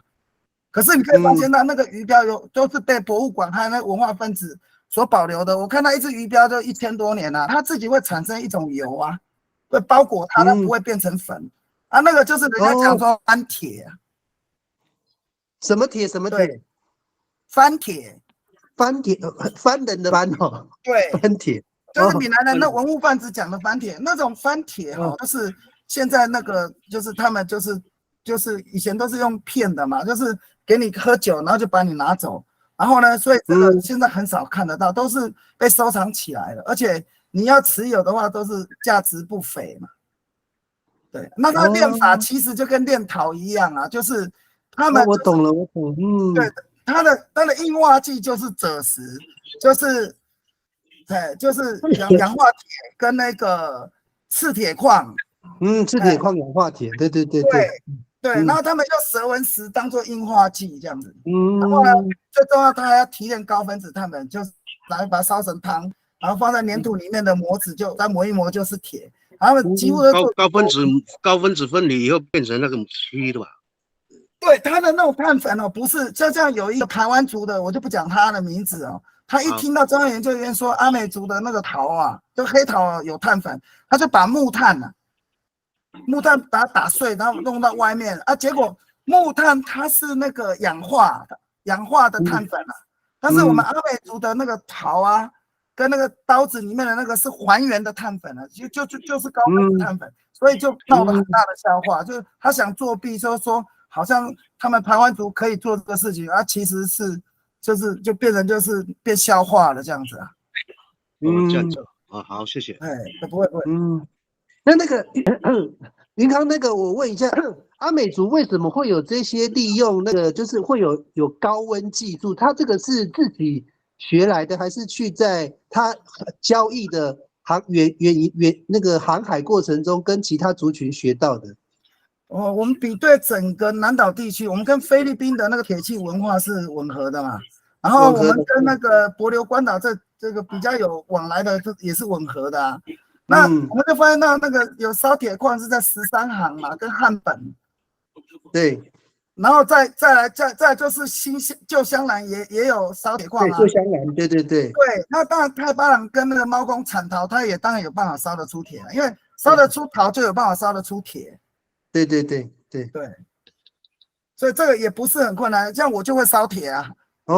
所以它没有我们想象的，可是那个高温的那个技术，是不是还是要有一种知识才有办法？是他们对老人当时是怎么样做，我是不知道，但是你只要把火口缩小的话，就可以提高到800度啊。真的对，对啊，然后有送风的话，就可以提高到800度，因为我们有钻工的这个文物嘛，钻工就可以变成一个那个叫做什么，就送鼓风器啊，对啊，所以那也不是很困难的事啊。哦，对，那像这种技术其实都还可以做仿出来啊，这样子。OK，那个云康那个还有就是说，我们那个炼铁的技术是由南而北发展，还是由北而南发展？那你看看这个整个遗址嘛，它就是从万里嘛，它从北是万里嘛，对不对？然后到汉本，然后呢再过来太巴朗，进埔了，对，然后到台东的香兰都还看得到，就香兰，对，所以你可以看它这个还是处在撒拉塞的那个线上嘛，对不对？哦，对，我懂你的意思。对啊，所以说是由北到南就对了。那个是肯定是的，肯定是的。然后当比较，换句话说，你看它的集中点都在北到南，对不对？西部没有看到啊，所以它可能就是那个时间点，它往来是很频繁的这样子。对，因为我们是吃金鱼的民族，一定要做鱼钩啊。对啊，所以新疆来找到3根鱼钩嘛。那个云康我第一次知道阿美族是吃金鱼的，我真的蛮震撼的。你可不可以多解释一下这个部分？他们就直接跟你讲，因为他们一直跟海没有脱离关系啊。对啊，所以他们就直接跟你讲，甚至他们也有美人鱼的传说啊。哦，这个真的蛮震撼的。对，吃金。对，那我们捕金鱼的地点波利尼西亚语系的都吃金鱼啊。我们捕金鱼的地点大概是在什么范围？日本时代的这个台湾产物图里面当中在达人乡的出海口，还有九鹏湾的湾，还有猫公溪的出海口，和现在的那个叫做七星潭这样子，都是捕金点。利乌溪那边是那个利乌溪，这图日本时代就已经有了。对啊，它在台湾产值什么什么图这样子啊。可是那个云康，我问你，捕金鱼，它不是开玩笑，那个鱼那么大只，我们的船身可以承受那种压力吗？所以我做了一个高幅度在那个底板这样子啊。这个底就是它，如果说你的线被拉到船头，就整个船会拉沉；如果线是90度的话，拉不成，它像不倒翁一样这样子。这个问题就是从那老人家口述的，那些有远航的经验的，然后再加上那个猫公溪出海口那4个航道里面得到验证啊。那个就要让那个底板过去的，然后也有人说那是首领船。对，渔团的就是它的基地船，它渔团有3种啊，一个就是这个首领船，还有一个是作业那个什么幅度了，是要做平衡用的，对不对？对，它就是让你不能拉翻的，所以你可以，所以我们从那个猫公出海口找到4个证据啊。到现在还存在啊，因为它周边的那个不是天然的那个都是堆叠的。对。这个幅度就是跟那个台北101那个防震系统是一样的道理的意思，就对了。这个因为台北101最上面也是阿美族盖的，这有可能有它的民族的关联性嘛？有嘛你看阿美族多厉害。不是，我看那个纪录片它是101都盖到70、80层的时候，那什么竹联帮、四海帮他们不敢盖了，然后后来就那个阿美族的就是因为它中心点有一个防震的那个嘛，对不对？我老公就是烧101的啊。对啊，陈佑，你终于出现了。对，所以这个不是这里面的关联性，我是觉得是来自一种心智的力量。对啊。那再来说，这个船它是没有办法拉翻的啦，这样子。了解。对，那它的操作不是在船尾，船尾是河川渔团的，那海洋渔团是在船头。船头这样子，然后它只是说不会往侧翻，往左右翻了，它只能被拉沉而已，那个意思是不是？不是，它左边有个翅膀。金鱼那么大一只啊？不是，它左边有个翅膀，船底下面有一个平衡板。对，我知道你刚刚讲的那个幅度嘛，往90度的方向一拉的话，船身向左倾斜，然后那个翅膀碰到水之后就会有阻力，对不对？哎然后那个板子呢，它会向左移动，但是另外一边的浮力、张力又把它支撑住，所以拉不下去。哦，对，就是长旁边那个面积就可以撑起来嘛，对不对？对，那我们做的类似实验就是，如果不加翅膀哦，我那条船的载重是600公斤，加了翅膀之后超过1700公斤这样子。哦，还蛮大。好，谢谢。对，对。哦，那个云康，我再问你哦，那他们挖到的那个遗址啊，一挖出来的时候，又有金，又有铜，又有一些那个金属，那个东西都是阿美族自己用那个炼金属的技术去烧出来的吗？没有，只有鱼钩。然后那个铜是日本的吊铜，哦，红铜，那是日本的红铜。然后说明了所以我们跟九州有关系嘛。对啊，因为九州挖到阿美族的遗址啊，所以我们做的就是鱼钩跟水枪、鱼枪有没有？鱼标、鱼枪都有嘛，对不对？鱼枪我们不知道它长什么样，但是我们从遗址里面有检出鱼钩，还有鱼标，还有一些就是铁器这样子。你说的鱼标就是射那个现在专门射那个旗语那一种的，对不对？对，就是那种很奇形怪状的各个形式的，而且那种标很奇怪，它都不会化掉，它都会就像石头那样子。这样子。好，谢谢。那个云康，那我再问你一下，就是说我们顺着那个撒那赛的这个路径走，我们经过了琉球，再到九州嘛。那我想问一下，我们的人有停在冲绳这边就没有回台湾的吗？ Okinawa 就是战后的时候，还有一些回来归依亲的阿美族啊。对啊，你可不可以多描述一下这个部分？因为我们蛮想知道的。现在巴基达烂的就说以前有一些那个就是捕鱼的团队，那因为就是说海上就是潮不对，或者是有台风的关系，所以他们就停留在九州。九州以前是没有人管的地区，就是阿美族的活动范围嘛。然后呢，对，后来慢慢的日本人就是想要去把它拿下，就是在24世界大战的时候，把那些留在九州的人民说，反正你台湾战败了嘛，然后你就把它恢复成为日本公民这样子，所以他们一夜之间就丧失了台湾阿美族的身份了。然后后来战后到国民政府以后呢，有一些家族就陆陆续续回到那个家乡来依亲了，就是说他们放弃日本公民这样子。对，哇，这边的记录是11户，但是在他们在二战之前就有他们的祖先就是有在那边就是有注册了，有一个就是部落形态在那里这样子。那我们阿美族人有没有跟琉球后来就是发展的琉球王国有关系啊？有关系啊，怎么没有关系呢？就是那个时候我们是航海的民族嘛，当然在那个地方就跟我们跟撒那赛跟那个巴塞之间的关系一样啊，你到那个地方就跟那个大和民族之间会往来啊，这样子。往往只是因为说那个地方是一个没有国家体制的地方嘛。然后我们在这个地方住，就是大家集合在一起，然后就是井水不犯河水这样子的意思啊，那就是一个殖民地的意思啊。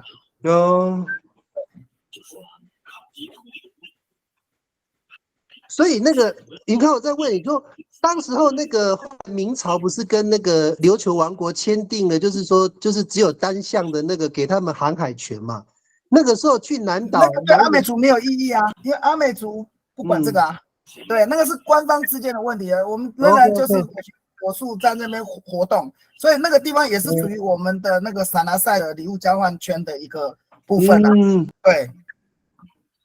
，OK， 那里，因为阿美族是不管那个有文字的东西这样子，在那个时代，对。所以那个云康，你的意思就是说，阿美族人他的活动范围一定是没有国家的主权的土地，他才是他主要的活动范围。17世纪以前，阿美族只有民族主义，没有国家主义。国家主义就是施琅为了抓真人工带路的。嗯，对。啊，起先我也是觉得说，因为我从小就读了国民教育啊，我觉得这有问题。后来我去翻了文献里面，就发现现在学术界慢慢就倾向是这样子。嗯，对，哎，对。现场还有没有人想问的？那个难得哦，这是很难，真的很难得。那个有没有人有问题想问的，都可以发问。哎，那个我先问银康，那个我问我们阿美族很多的雅绍的传说啊，都会去打给历史，所以打给历史当时候对阿美族人有什么样的重要的意涵？这个因为你这问的就太大，因为阿美族有44个氏族，有很多其实他不是阿美族啊，所以我了解，对，他是因为通婚变成阿美族，所以问到这个问题就很难具体的就是给答案，找出一个有那个就学术依归的答案这样子。对，那问了这个问题的话，可能就必须要去做44个氏族的分析，你才会知道答案这样子。了解。那如果就你的观察，他大概有什么样的意涵？为什么他们到打给历史都会回头，然后又没多久又回去了？因为打给历你想想看，阿美这个捕鱼的民族，对不对？对。然后再来，它是个农耕的民族，对不对？打给历的海岸线的部分，它是个断崖结构。对。然后断崖上面有一些不知的危险性存在，一些不知的族群存在。然后上去之后也发现到说抢地困难，然后又有不知的族群，所以基本上，所以它的5个登岸点之一就是从那口述啊文献来看啊是没有存在过的。但是我们又从汉本遗址里面看到，就是说它曾经存在过啊，但是你看它是被压附了嘛，所以它也就是变成一个曾经待过的一个驻脚处。然后汉本遗址就被怀疑就是不是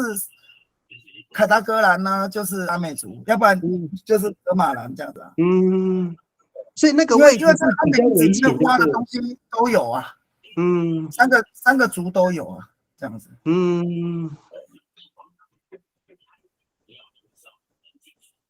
那个另外一个问题就是说，我们那个有两个语系嘛，一个是那个马兰系统的，一个是恒春的。那他们当初都是从台南撤退，他们撤退的路径是一样的吗？还是不太一样？现在的证据是显示是一样的啦，因为他们走路上就遇到卑南族。对，因为他是很后面才跟他卑南族最南端的那个斯卡罗，就是做结盟嘛。但是之前的情形就是彼此是对立的，所以他们就要走海路啊。所以恒春阿美必定是从东商那900年的独木舟里面当中可以发现，这样子的假设跟推论是吻合的。都是走海路就对了。对，那既然马兰跟那个什么满洲他们都认定就是他们是从台南来的，更早期前从台南来的，那就是这样子的讲，看起来路线是一致的，是走海上来的。然后我们知道说船呢是麦哲伦因为在探索美洲的新大陆，是最近500年才出现在南岛地区嘛。所以达悟族来的时候呢，又跟阿美族做交接嘛，阿美族就到现在的台东的利吉，然后海岸线这个撒拉塞氏族分布开，说明了这500年以后才有船的出现，那500年以前基本上是不会有船的。用这样子可以支持说那个台南的人呢，到了满洲，他是划独木舟，然后在满洲的人呢，到了这一个资本溪的出海口，他是划着独木舟跟排湾族、路亚族去换陶，然后就一路往池上去池上去发挥他渔猎活动，然后又到那一个长梁跟布农族呢，用60担的米跟牛呢去换那块地。然后呢，又往北走，然后就到了现在东昌，然后呢，用盐跟那个布布跟导览呢去交换物资啊。后来因为战争又彼此结盟，这样。嗯然后在伊犁他住了一段时间呢，然后又举社呢，又迁回去东昌，就是这样子来他这样子。哦，所以那个里套这个系统其实跟那个波波跟导弹比较不是同一个系统就对了。不同的系统，不同的系统。那个不管是波波导弹，他们都不会是一个纯真的阿美族，那可能跟吼吼啊、巴塞啊、跟嘎里亚万啊，或他们之间或嘎巴兰他们之间有过接触。对，所以那个地方人类学不敢研究，是因为它是一个阿美族的人归是埃斯人嘛，语言之岛，所以谁去研究它，谁就会产生5种不同的矛盾。所以目前为止，当然中央研究院都不敢去碰它这样子，所以你只能抽出东昌来做研究啊。所以我们现在讲的南势阿美这个语群是一个很复杂的一个范围就对了。对，反正使用人归埃斯人的这样子语言之岛就是复杂。OK， 对，如果我们族人呢没有一个国科会的背景支持下去研究它就会踢到很多铁板，就会产生很多问题。比方说有一个学者叫钟国峰，他研究东昌的迪瓦斯这样子啊。可是我们都知道东昌的族群呢，他这条船900年，那换句话说是900年的祖先就划着船到这个地方。可是它下面的这个迪瓦斯是900年以前就有的，所以你应该说你要研究东昌的迪瓦斯，其实你要到横川或者是那个丰港的里龙山去挖它的迪瓦斯才对嘛。对，那所以基本上我认为他挖的那个是巴塞或者是吼吼或是嘎里亚万的东西这样子的。所以变成是穿凿附会的研究啊。那他自己他也没有发现这个矛盾，我们也不好意思跟他讲啊，因为现在人家是副教授嘛。对那对阿美族来讲就是一个笑话，因为我们都知道说东昌的人是从那个恒春过去的对。那你去挖那个东昌地底下的东西，是挖那个前面人住过的东西啊，就很像现在的那个太鲁阁族住在阿美族的土地上面一样啊！你挖的古董，你不可以把它当成是太鲁阁族的遗物。对，崇德那一带嘛，对啊，这很好笑啊！对啊，他就把自己当成权威，事实上他对于阿美族来讲就是一个笑话啊。对啊。老师，我要问一下，是玉玲，请问一下。老师，我问一下，像那个卑南遗址跟那个嘎拉拉的那个遗址有没有同时一样啊？卑南遗址跟嘎拉拉遗址发生的时间点相近，但是呢，它里面差别是在哪里？嘎拉拉遗址它是一种那个石柱文化就是并林文化这个部分。卑南遗址它主要是表现铁器跟陶器这样子啊，但是发展的时间你会发现到是很近是。那个新石器时代晚期跟铁器时期初期的那个同时间的大概那个时间发源的。换句话说，在1500年以前，就是发生在卑南跟这个嘎拉拉，它就是有2群的人在那里过他的物质文化的原始生活这样子。老师，我再问你一件事，就像是那个恒春。那个什么岛啊，但是发现到那个很多的遗址跟那个汉本遗址有相关点吗？对，你就问对了你现在就问到了那个社顶遗址，社顶遗址挖到的东西就是撒拿赛那个时候在交换的东西啊，有红道啊，还有玛瑙啊、铁器啊、陶啊那些东西，就是整个东海岸也有啊。对，所以在那个年代的时候就已经我们东部的就是跟他们这彼此就是交流的那个是很密切的，很频繁的，对。所以阿美族不应该有地域之见了。对，你从那个社顶遗址里面，你就可以发现到怎么东部的东西会流传到那里呢？对。然后就会变成这个结果这样子。所以这个问题，社顶遗址就是造成现在那个。有一批反对那个傀儡花、陈耀昌的这些那个南端的3大势力嘛，第一个是九任嘛，第二是罗马尼亚嘛，他们叫蓝桥叫做懒教啊，然后他斯卡路他们那个时候都是卡罗那个嘛，被贬义懒教，但是他们因为假借官方的力量，还有6群合一的力量，然后呢就说因为卑南族的风俗就很奇怪，他喜欢就是用官方的力量的以番降番嘛，对啊，对，所以导致现在这个罗马尼亚跟那一个九任现在对陈耀昌非常不满了，因为他们被贬义了。事实上在17世纪很南端的那种战争里面当中，是以罗马尼亚为主嘛，他们都是就是说比较没有那么显著的战绩啊，然后他们就是透过这种政治的力量就慢慢的九任跟那罗马尼亚就示威了，然后再加上傀儡花的出现，就导致于真实的战争史就被好像被逆转这样子，所以历史是建构的嘛，对啊，所以云康，我想问你一个比较就是本质上的问题，就是说我们现在被定位成我们这个南四群、北还有中部的，还有恒春的，我们都叫阿美族。就你而言，这样的定义上有没有什么样的瑕疵？我跟你讲，这个问题不在于是什么族的问题，而是在于说你是东昌部落的，你是太巴塱部落，因为地域之间造成了彼此之间的不团结，然后呢，这个分立这个当然对殖民者来讲，他们最需要了。对基本上族群的名称，基本上因为阿美族就简单来讲是联合国嘛。你用什么来定义都没有关系，大家一致就可以了。那有些人天下是合久必分，分久必合。有些人他不想当阿美族，他是萨奇莱雅族，他就分出去嘛，对不对？然后陆陆续续还会再分还会有那个卡利亚万还有那个吼吼他也是会分出去这样子。那个会越来越细，越来越复杂。因为阿美族，因为只要母系社会都遇到了同样的问题了解。对那现在主宰这个族群的这个仲裁是在政大的原资中心嘛，然后原资中心2个负责的叫做是汉人是客家人嘛，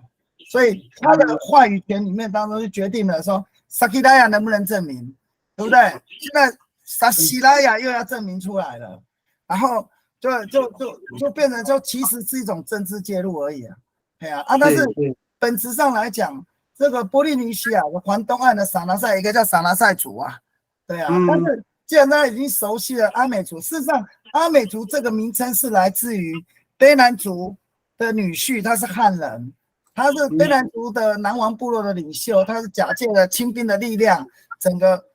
加强他对于后山的统治的一个武力基础。然后呢，他们对清廷来的公文是他的女婿跟问他的那个藏人说，那北方的人是什么？卑南语北方叫做阿密斯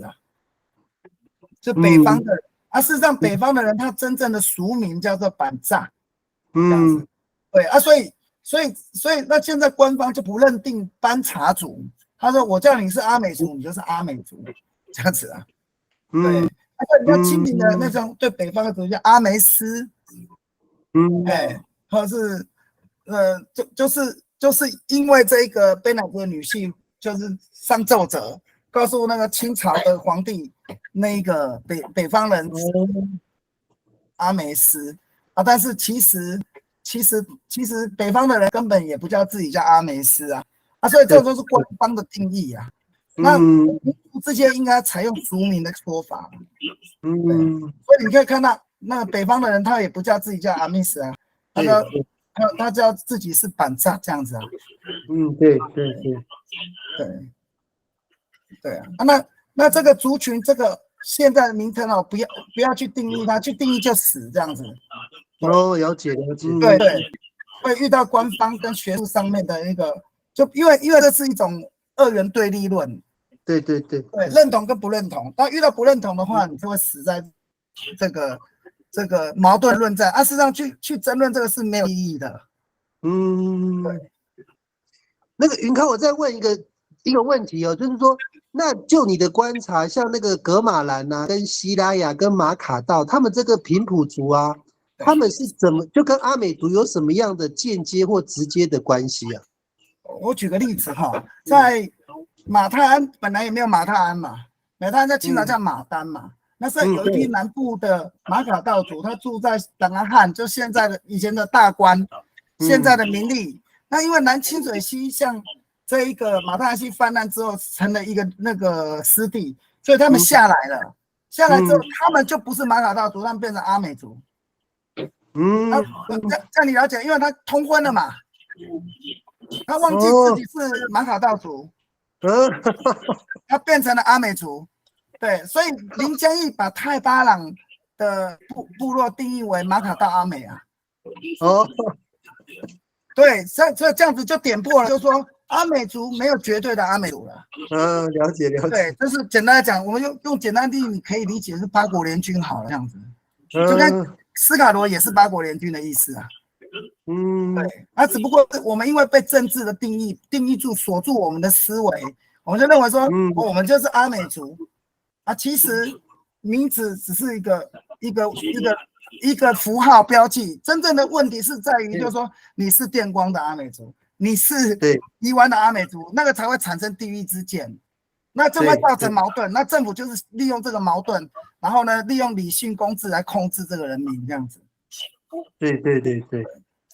这是阿美族的那个学者你必须要注意的问题，就是说，所谓工具理性，就是说，他利用教育或者是利用你的生活物质来制约你这样子，那利用道路，还有平均地权，还有一些行政编制这样子，它一直转换，让你忘掉你的过去，所以你就认为说你是中华民国的人民，然后呢，忘记了说你其实是南岛人民这样子。对，这样子，这就是国家主义。那我问最后一个问题哦，那过去在那个台湾呢，从新石器时代晚期，台湾有哪一些族群会有远洋的，就是航海是远距离的技术，有哪一些族群会？我这边的族群是这样子哈，马赛啊，然后卑南族它的小米，你看是兰语种。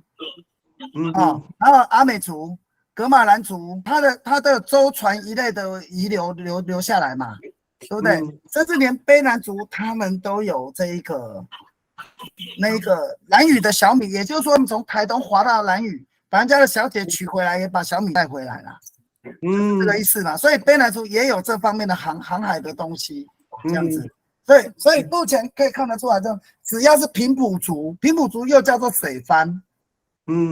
熟番的部分呢是阿美族、噶玛兰族、卑南族，整个环东岸的族群，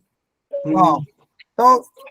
有它的航海文化。只是我讲过啦，国家主义介入之后呢，突然一夕之间它就没有了，这样子，变成一个断裂线这样子。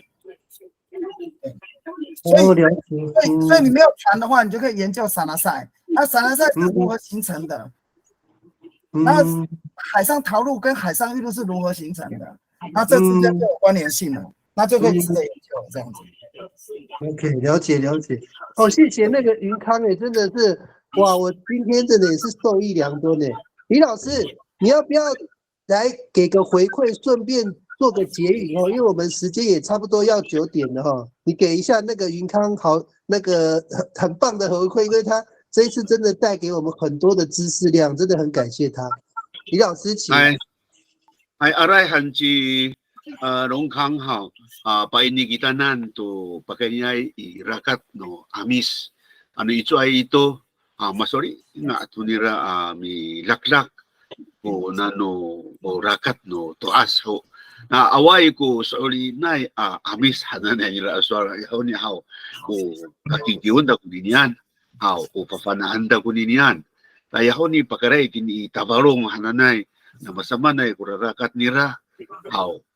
ira ko mama kirim ita malu saka pana ita atanagtag to suari ita saka nanay chariohan kunini suari na ho ni paini kitanan ta hatsayan ita mi hapinang ta nga ay ko nini nilayapan daan ito suar aray hanchi longkang hao 你给我们这么多的资讯，感谢你。好，谢谢你。龙康，我们这边有想要办那个，也就是说几场的那个演讲，想请你当我们的演讲者，可以吗？就讲述我们的阿美族的历史，可以吗？演讲是不敢因为我是那个张光宗老师的学生哦。没有关系没有关系啦，可以吗？对，只要你们，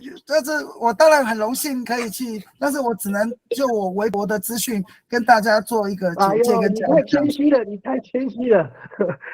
那我们会提供讲师费，还有住宿费，还有交通费哦。你看你什么时间比较空，我们安排几场桃园地区的那个几个巡回讲座，你帮我们对我们桃园地区的我们的族人讲讲看这些历史，这样可以吗？没有问题，只要是为族人付出，我都愿意啊。但是我愿意把那些资源留下，你们还可以再利用这样子。对，什么那个费用就不用了。我们以后是中长期的合作啦，不是短期，所以你不用特别带东西，我们可能还会去找你的。对啊，没问题啦，就是可以吗？没问题，就是我们要讨论的那个话题跟主题我们要说成一个单元性小一点，会比较好谈，这样子。可以，没有问题。主题你来设计，对，好了，老师给我题目啊。小飞老师，谢谢你啦，介绍这么好的你的学生，哇，你没想到你的学生的知识渊博呢，受不了。是啊，对啊，好了，博士候选人呢？9点了，我们就不要耽误大家的时间。小白老师，你最后有什么话要对我们说？希望大家能够更认识阿美族啦。主要目的是这个，我们是从哪里来的才是最重要的，我觉得。好，就讲到这边。好，那谢谢各位哈。那个龙康，我们有缘再见哦。我们希望赶快见面，很想见到你本人呢。对，没问题啊，反正那首先要谢谢李老师刚给我的鼓励啦。那很多事情，今天的真理不会代表明天的真理，因为真理随着时间、空间而改变。但是我们要回到初始的状态来看问题，我们就可以看得更清楚。对，没错。好，来的。好了，大家9点了哈，休息了。好 ，OK，谢谢各位。好，谢谢。好。